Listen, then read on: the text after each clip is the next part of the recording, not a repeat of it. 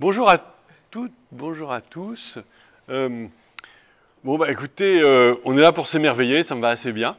Qu'est-ce que les abeilles peuvent nous inspirer pour nos sociétés humaines et entrepreneuriales et autres? C'est un système vivant en société très performant et très étonnant, et très abouti, et très complexe, et très génial. Et bon, voilà. Et ça touche à la fois à l'humain, à l'animal et au végétal. Donc l'abeille nous induit à avoir une approche holistique du monde. Vous voyez, le plus un groupe est nombreux, le plus les conditions de sa réussite, c'est la qualité et l'intensité des relations entre ses membres. C'est exactement ce qui se passe dans une ruche. Dans une ruche, il y a de nombreuses relations, à la fois quantitatives et qualitatives, et c'est ça qui fait la puissance de la ruche. Depuis que je fréquente les abeilles, j'ai deux sentiments. Un sentiment de beauté absolue et un sentiment de fragilité absolue. Je vais vous parler uniquement de la communication interne dans la ruche. Le soleil s'est levé et les premières abeilles sortent de la ruche. Quelle est la situation florale du jour? On va dire qu'il y a un tilleul en fleurs, c'est la saison. Elle va puiser le nectar de plusieurs fleurs de tilleul. Elle va revenir à la ruche et là, elle va organiser une réunion avec une cinquantaine d'autres abeilles. Et elle va leur dire la chose suivante. Alors je vous le fais en humain, puis après on le fait en abeille. Alors, en humain, elle lui dit la chose suivante. Elle dit, écoutez, voilà, je vous ai réunis, j'ai un truc important à vous dire, que vous allez sortir de la ruche, ne perdez pas votre temps à batifoler parmi la prairie, etc. Allez directement dans un endroit où il y a une ressource magnifique qui contribuera au bénéfice de toute notre société, qui est la ruche. Quand vous sortez de la ruche, vous prenez comme repère le soleil et l'axe du soleil. Ce sera votre point de repère. Et on est déjà dans une communication qui donne des tas de messages. Deuxième information, je vais vous indiquer la durée en temps de vol entre la ruche et la fleur. Super! Elles vont faire un autre truc incroyable qu'on n'ose peut-être pas faire, même chez Esprit d'Essence, c'est ça. Elles vont donner un troisième message pour confirmer la chose. Elles vont faire un petit bisou aux autres abeilles en leur donnant un petit échantillon de nectar de tilleul pour qu'elles mémorisent et qu'elles identifient parfaitement la cible à atteindre. Avant de revenir à la ruche, elles se posent une question. Pas pour elles-mêmes, mais pour toute la ruche. Elles se disent, est-ce qu'il y a assez de ressources pour que j'en parle à nouveau à d'autres copines? D'accord ? S'il n'y a pas assez de ressources, on n'en parle plus et on enverra d'autres éclaireuses trouver des ressources alternatives. Mais si ça vaut le coup d'en parler, à mon tour, je reviens dans la ruche, je fais une petite réunion avec une cinquantaine d'abeilles, je leur réexplique le truc, et donc vous avez 50 fois 50 abeilles qui ont l'info et qui filent sur le tilleul. C'est ainsi qu'aux premières heures du jour, au bout d'une demi-heure, sur le tilleul en fleurs, des milliers d'abeilles de la ruche ont trouvé la ressource, la mobilisent et la ramènent à la ruche au bénéfice de la collectivité de la colonie. Incroyable. Alors, c'est ça qu'on appelle la danse des abeilles, parce que je vais vous le faire quand même en abeille. Ça marche comment la danse des abeilles? Eh bien, c'est très simple. C'est une danse en forme de 8. Vous voyez un 8 couché là? C'est ça la danse des abeilles.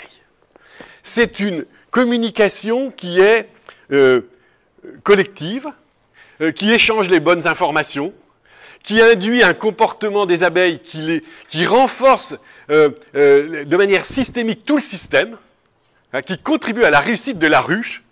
Voilà. Et c'est une communication opérationnelle. Il y a une intelligence relationnelle chez les abeilles, il y a un enregistrement de données complexes qui est mémorisé par chaque abeille, il y a de la mémoire, et puis il y a une transmission au moyen de symboles. Et finalement, est-ce que c'est pas ça le langage? Est-ce que c'est ça la communication? C'est la question que je vous suggère. Encore une petite chose que j'ai appris à l'ENA, l'École nationale des abeilles. Si j'avais un seul message à vous dire, c'est que j'ai appris des abeilles que nos liens sont plus essentiels que nos biens. Ce qui est la condition de cette production de biens, c'est les liens entre les abeilles, les liens des abeilles avec le système floral, et nos liens sont plus essentiels que nos biens, et peut-être pas seulement dans la ruche. Merci. Bonjour à tous, et bienvenue ici dans notre maison, dans notre ruche à nous. Que chaque personne est tellement unique que chaque collaborateur dans une entreprise doit acquérir une agilité telle pour justement devenir alternativement nourricière, alors j'ai pas tout, ouvrière, tu parlais de, je sais pas, on dit nettoyeuse? Non, nettoyeuse aussi. Reine, bien sûr, voilà. Bref, et juste pour introduire, pour revenir à l'essence, je me suis dit, je vais revenir sur ma propre expérience.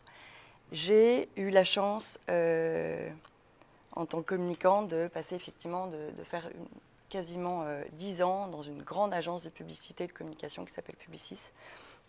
Et j'ai pu découvrir tous les métiers de la communication, vraiment, vraiment tous les métiers. Hélène, qui est ma collaboratrice, a travaillé aussi longuement dans cette entreprise.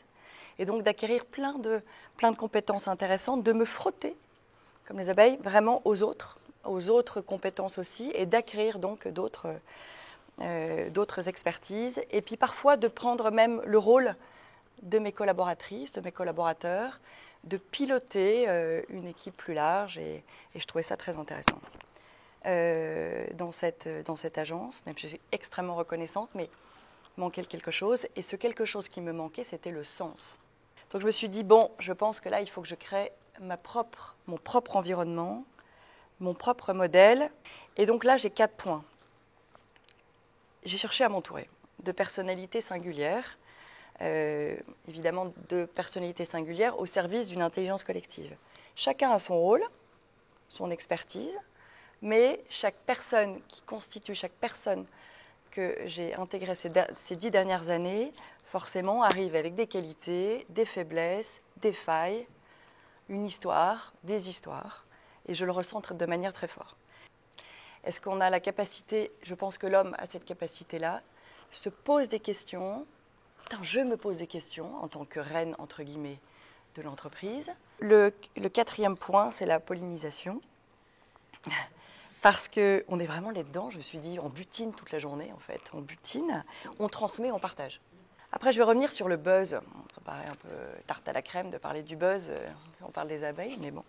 Il y a ce buzz extrêmement efficace, mais ça s'est pas ancré. Nous, on croit en un buzz extraordinaire, un buzz qui, justement, qui est imprégné de sens et d'émotion. Parce que finalement, pour toucher les gens en communication, il faut créer une émotion. Faire un buzz énorme sur la chaise bistrot. Évidemment, il faut que ce soit international et on a 0 budget. Ok, très bien, c'est top. Donc, il se trouve que c'était les 125 ans de la Tour Eiffel, notre Tour Eiffel. Même valeur. Et on a installé cette Tour Eiffel, Champ de Mars, pendant 3 semaines. Puis, nous avons été invités à Paris-Plage. Là-dessus, la Chine a demandé à voir la tour. La tour est revenue. L'Élysée nous a demandé la tour pour la COP21. Bref, on a créé le buzz. Le lendemain de l'installation, 224 chaînes américaines avaient repris les images. Reuters nous appelle le lendemain en disant « on n'a jamais vu ça ». C'était extraordinaire. On a fait un énorme buzz, mais buzz qui aujourd'hui est pérenne. En conclusion, je dirais que donc, la nature est évidemment extrêmement inspirante. Donc, comme les autres, l'apiculture et la science des abeilles est un modèle de représentation du monde. Je dériverai donc sur un autre modèle basé sur le plaisir de faire et la joie de réaliser. Donc je vous invite à découvrir et à expérimenter le Happy Culture. Voilà. Happy Culture.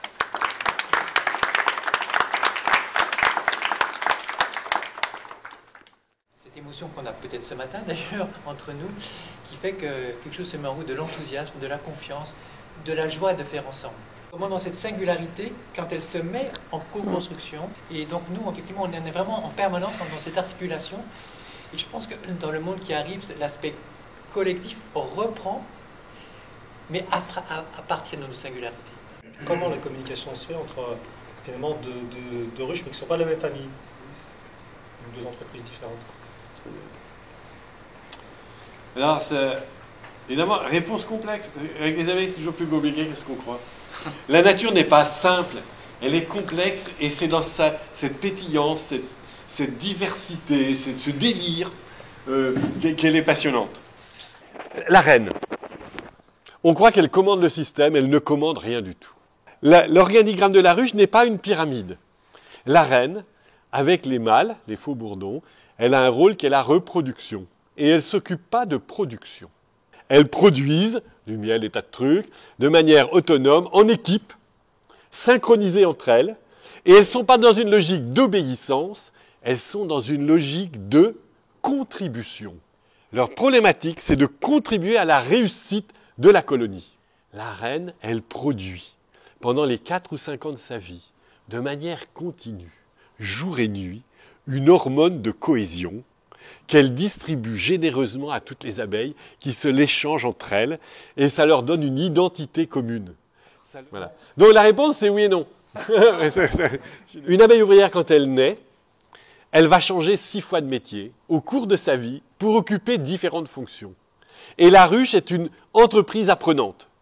C'est-à-dire que dans la ruche, chaque abeille apprend de nouvelles fonctions au fur et à mesure de sa vie et évolue en gros de nettoyeuse, celle qui naît, elle commence à nettoyer la ruche et elle finit par butineuse. Elle ramène le butin au bénéfice de la colonie à laquelle elle appartient. Donc on est dans un système beaucoup plus agile qu'on ne le croit. Parce que cette agilité est fondamentale. Pourquoi? Parce que si c'était que de l'inné, toutes les abeilles feraient nettoyeuse pendant 15 jours, ferait de la cire pendant 3 semaines, etc., il n'y aurait aucune capacité à se synchroniser avec l'écosystème. D'où la nécessité d'agilité. Alors, ce n'est pas du libre arbitre, on est d'accord. Attention, il ne faut pas... d'accord. Mais il y a néanmoins des systèmes apprenants, communicants, d'interférence entre le dedans de la ruche et l'extérieur de la ruche qui lui donnent cette capacité à interagir, le mot est fort, avec les abeilles entre elles, le système floral, et en fait, il y a une sorte d'agilité. La ruche est une entreprise... Voilà, on peut parler de la ruche agile. Et dans ce cas-là, ce n'est pas Gilles, le prénom de l'apiculteur, c'est la ruche qui a une certaine agilité. Merci, Olivia. Mais elle monte en grade ou elle... On Y a pas de grade. démarrer tout. Non, mais si, Oui, parce que oui, bonne question. nettoyeuse.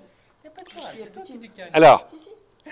on est dans la valeur, là. Est-ce qu'elles ont conscience qu'elles montent en grade? Je ne pense pas. Est-ce que c'est plus noble d'être butineuse que nettoyeuse? J'en sais rien. Mais il y a un ordre. Mais il y a un ordre. Et l'ordre, il n'est pas dû au hasard.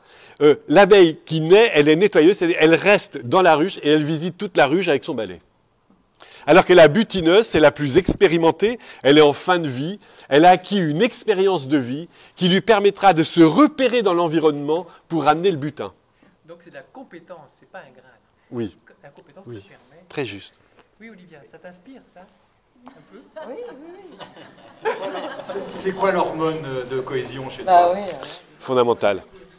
Fondamental. J'ai essayé pendant longtemps de mettre de côté cet affect, parce qu'il me pourrissait la vie, quoi.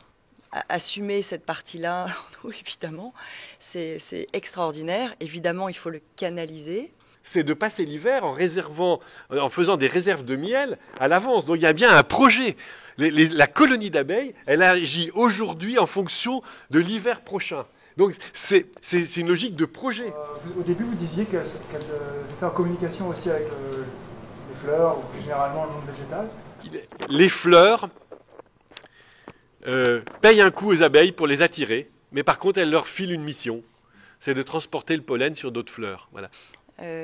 Chaque personne, chaque collaborateur de l'entreprise peut contribuer à sa façon à changer les choses, un peu les choses. Voilà.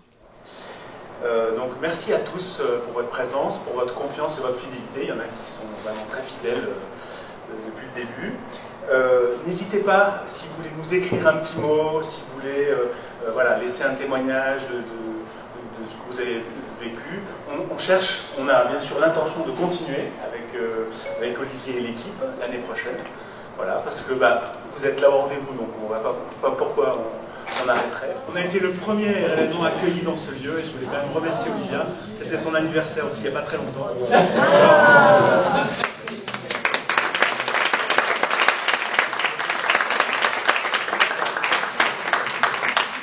y a peut-être des abeilles dans les fleurs. Tout à fait.